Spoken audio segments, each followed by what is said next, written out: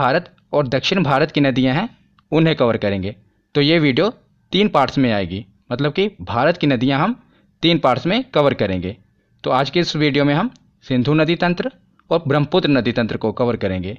तो चलिए बिना देरी किए हुए वीडियो को शुरू करते हैं और सबसे पहले देखते हैं सिंधु नदी तंत्र।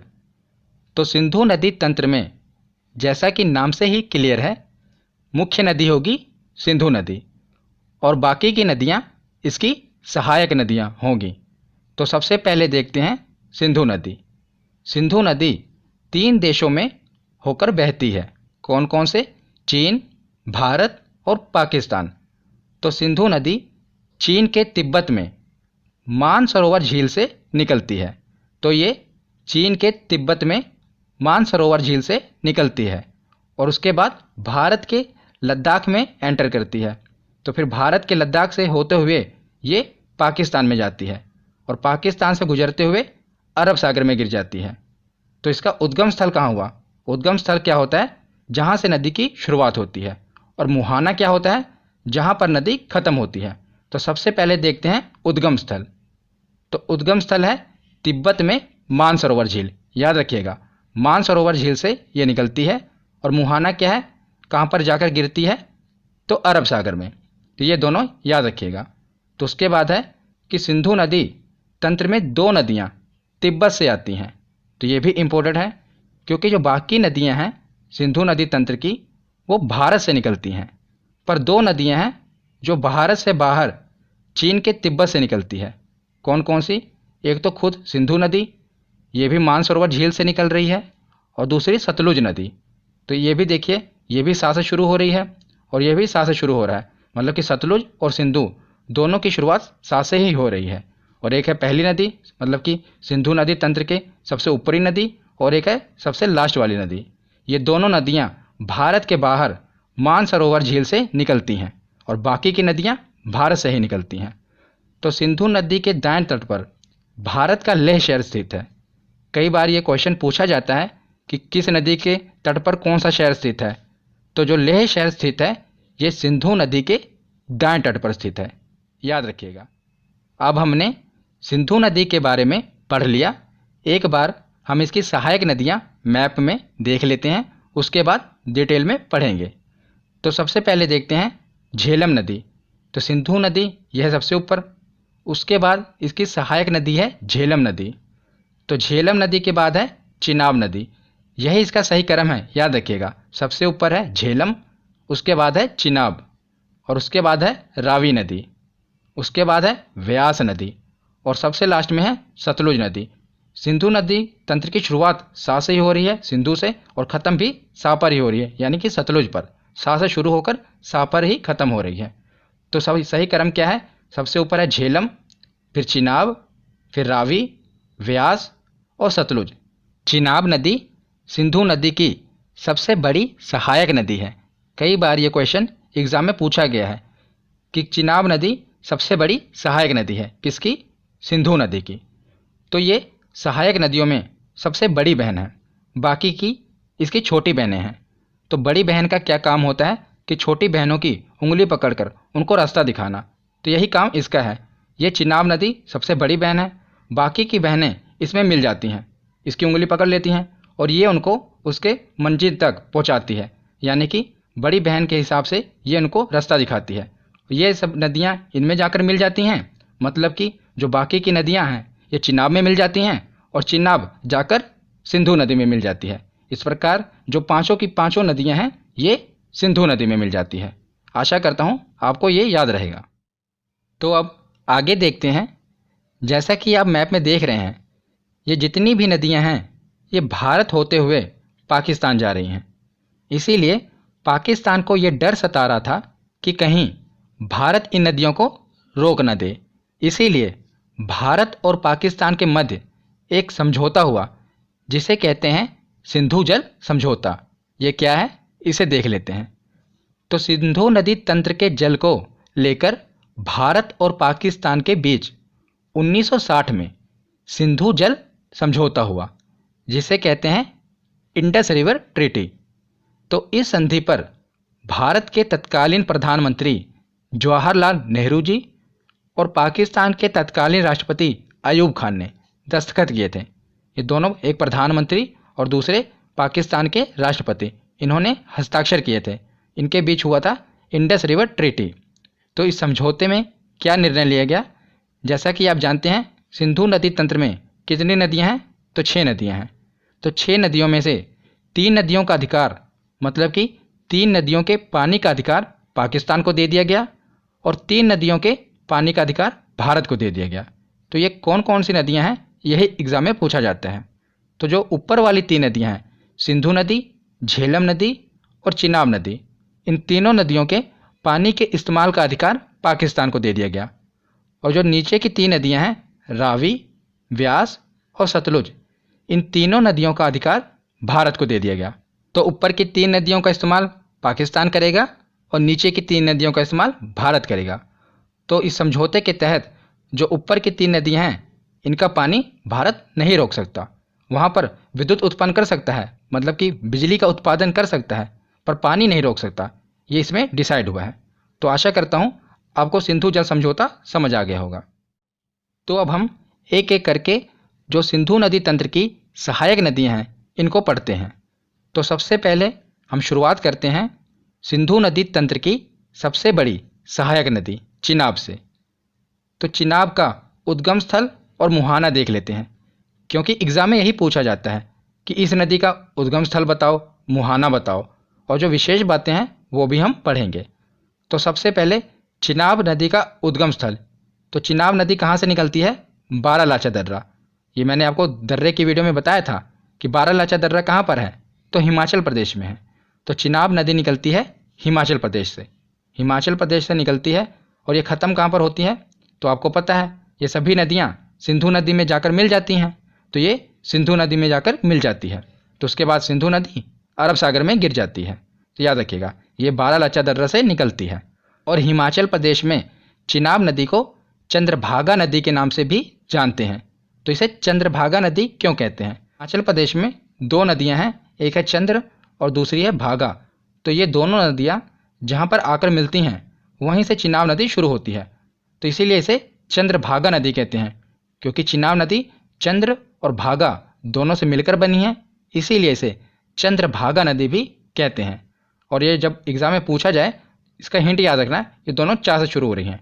जितनी भी सिंधु नदी की सहायक नदियां हैं, इसी में से सिर्फ एक चिनाब नदी है जिसकी शुरुआत चा से होती है, और चंद्रभागा नदी की शुरुआत भी चा से होती है। तो ये एक हिंट है जिसे आप क्लिक करके याद रख पाएंगे कि चंद्रभागा नदी और चिनाब नदी दोनों एक ही हैं। तो उसके बाद देखते हैं कि चिनाब सिंधु नदी की सबसे बड़ी सहायक नदी है। ये मैंने आपको पहले ही बता दिया था कि जो चिनाब नदी है, ये सिंधु नदी की सबसे बड़ी सहायक नदी है। तो चिनाब नदी हमने देख ली। अब हम बाकी की सहायक नदियाँ एक एक करके देखते हैं। तो इनको मैंने एक ही स्लाइड में कवर कर दिया, इनका उद्गम स्थल और मुहाना और जो विशेष बातें याद रखनी है, तो इसे आप याद रख पाएंगे। ज़्यादातर यही पूछा जाता है कि इनका उद्गम स्थल कौन सा है, क्योंकि मुहाना तो आपको पता ही है कि जितनी भी सहायक नदियाँ हैं ये चिनाब नदी में मिल जाएंगी और चिनाब नदी सिंधु नदी में मिल जाएगी। पर जो इसका उद्गम स्थल है ये इम्पोर्टेंट बनता है। तो हम एक एक करके देखते हैं। तो सबसे पहले देखते हैं झेलम नदी।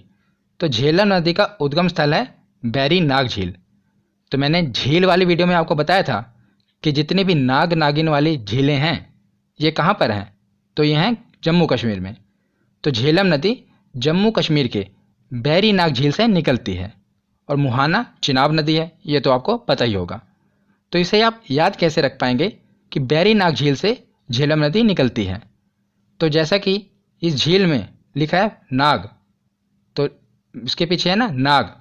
तो जो नाग नागिन है इनको कोई आम नदी नहीं झेल सकती, तो कोई ऐसी नदी हो जो इनको झेल पाए। तो इस नदी का नाम ही रख दिया गया झेलम। ये इतने नाग नागिनों को झेल रही है, इसीलिए इसका नाम पड़ गया झेलम नदी, क्योंकि ये बहुत से नाग नागिन को झेल रही है। एक तरीका है जिसे आप याद रख पाएंगे। तो ये भी याद रखना कि जो श्रीनगर है ये झेलम नदी के तट पर है। साथ ही साथ जो इंपॉर्टेंट बातें हैं वो मैं आपको बता रहा हूँ। तो श्रीनगर झेलम नदी के तट पर है, याद रखिएगा। तो झेलम नदी के बाद देखते हैं रावी नदी। तो रावी नदी निकलती है रोहतांग दर्रा से। रोहतांग दर्रा मैंने आपको दर्रे वाली वीडियो में बताया था, ये है हिमाचल प्रदेश में। और इसका मुहाना तो चिनाब नदी, ये तो आपको पता ही होगा। तो रावी नदी निकलती है रोहतांग दर्रे से। रोहतांग, ये रा से शुरू हो रहा है, ये ऐसे याद, हिंट है एक, याद रख लेना कि रा से ये भी है, रा से ये भी है। तो रोहतांग दर्रे से निकलती है रावी नदी। और जो लाहौर शहर है पाकिस्तान का, लाहौर बहुत ही फेमस शहर है लाहौर, ये रावी नदी के तट पर ही है। तो कई बार एग्जाम में पूछा जाता है कि लाहौर किस नदी के तट पर है, ये इंपॉर्टेंट है। तो ये है रावी नदी के तट पर, याद रखिएगा। तो झेलम और रावी ये हमने देख लिया। अब हम देखते हैं सतलुज। तो सतलुज नदी राकसताल, जो कि मानसरोवर झील है तिब्बत में, वहाँ से निकलती है। तो मैंने आपको शुरुआत में बताया था कि दो नदियाँ हैं, एक तो सिंधु नदी और एक है सतलुज नदी। दोनों साथ से शुरुआत हो रही है, एक है पहली और एक है आखिरी। ये दोनों भारत के बाहर मानसरोवर झील से निकलती हैं। इसी प्रकार जो सतलुज नदी है वो कहाँ से निकल रही है?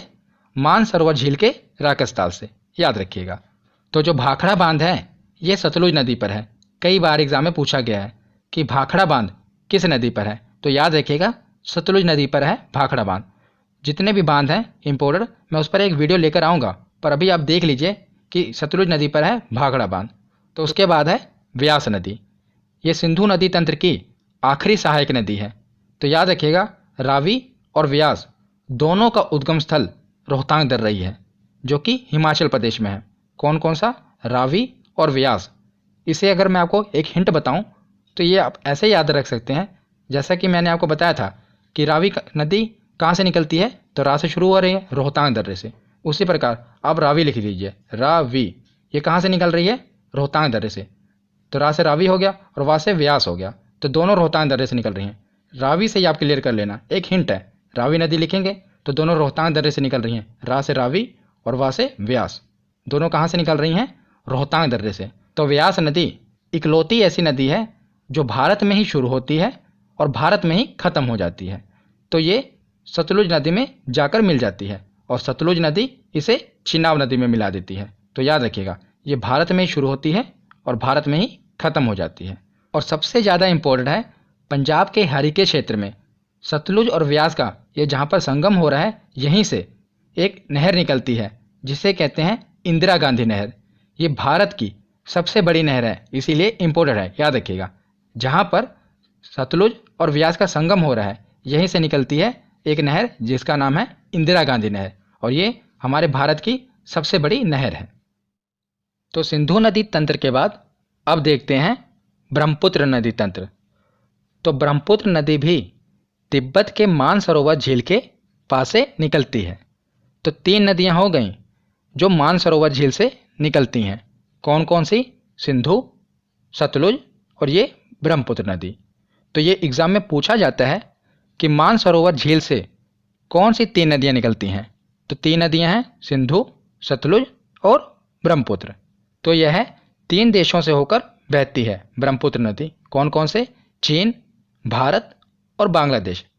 तो ये चीन के तिब्बत से निकलती है और भारत में यहाँ पर अरुणाचल प्रदेश में है नामचा बरवा पर्वत।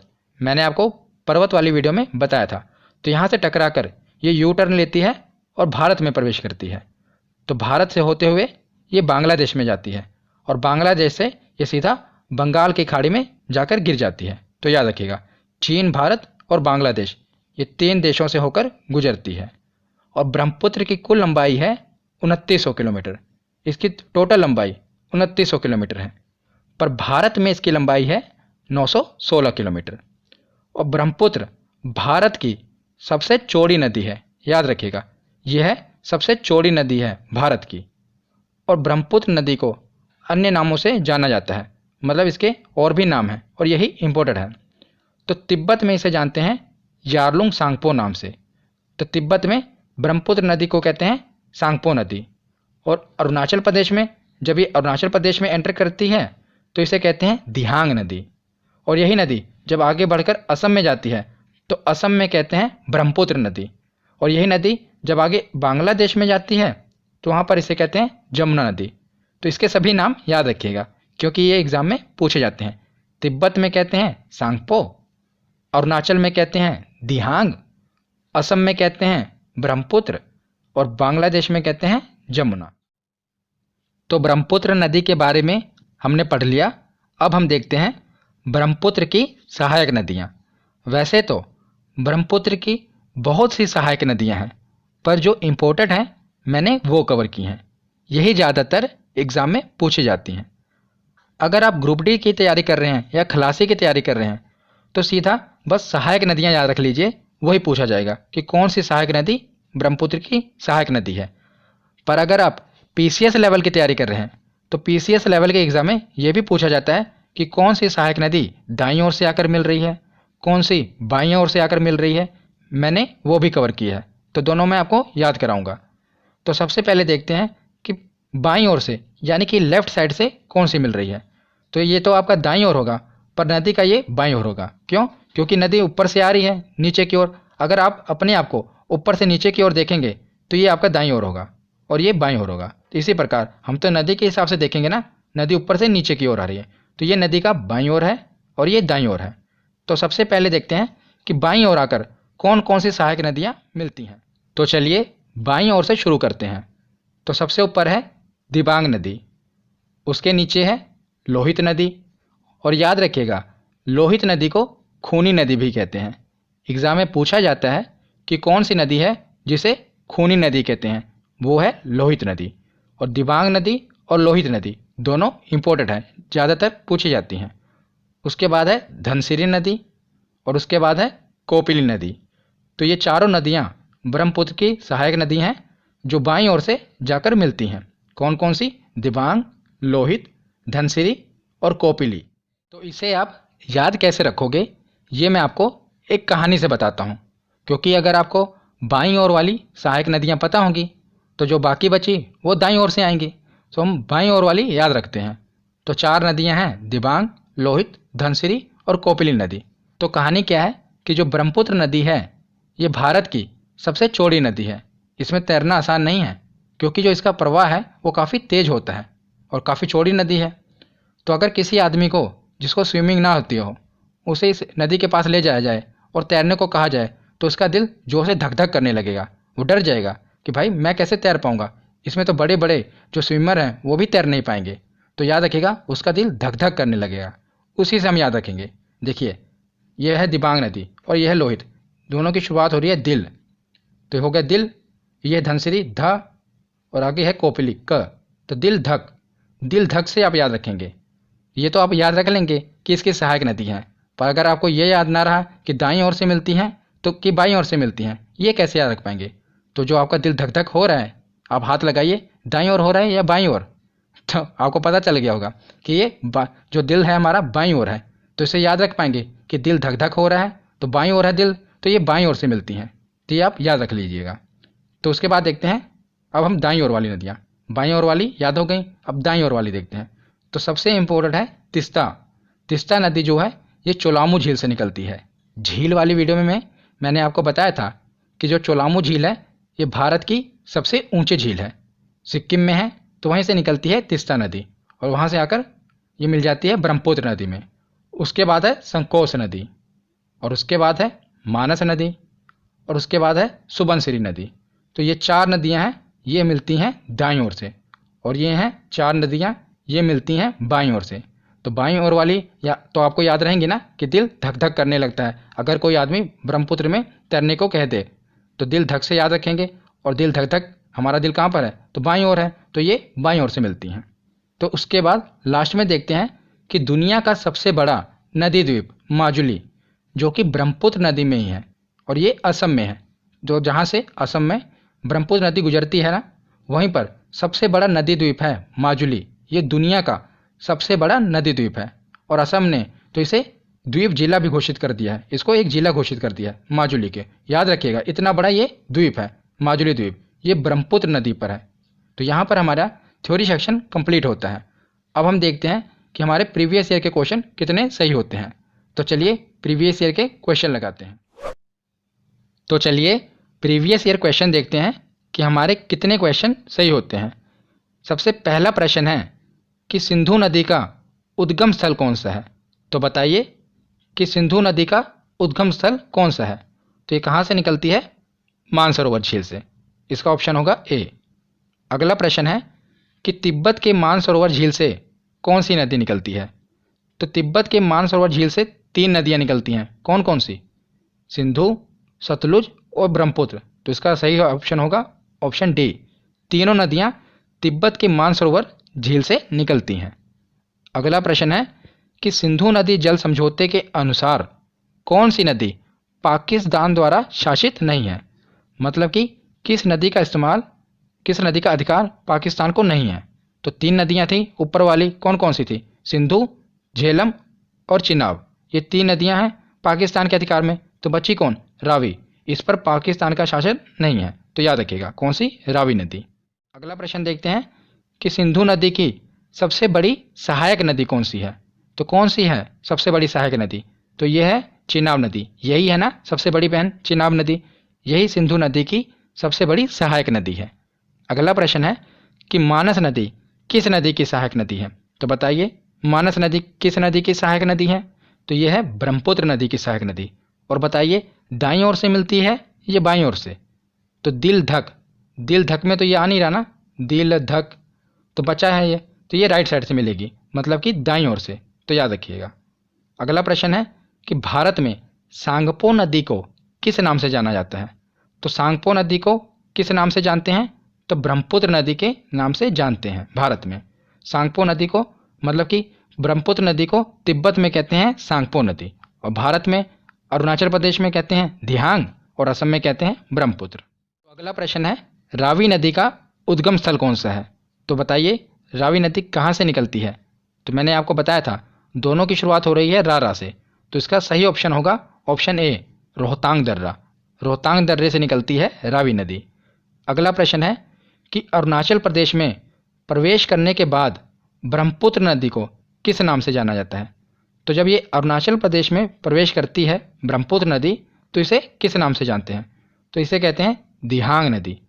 अरुणाचल प्रदेश में प्रवेश करती है तो दिहांग कहते हैं, जब असम में जाती तो इसे ब्रह्मपुत्र कहते हैं, याद रखिएगा।